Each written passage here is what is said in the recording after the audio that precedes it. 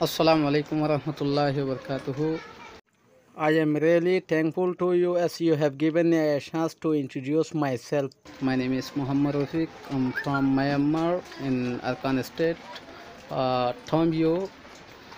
So I would like to introduce about our Rohingya genocide days, especially August 25th is considered as a Black Day by those who are doing act against innocent Rohingya and keeping Rohingya away from freedom. So we will not make it a black day, but it is a day to remember the that have been done as yes, and there is a day of remember this for the op- oppressive Burmese government and the Trace AA army.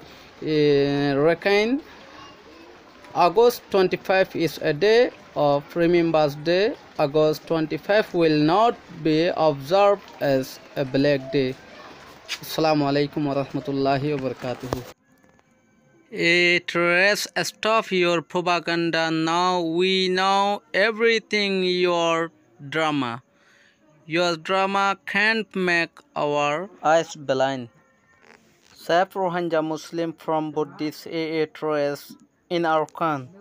Save Rohingya Muslim from Buddhist AA trace group in Arakan.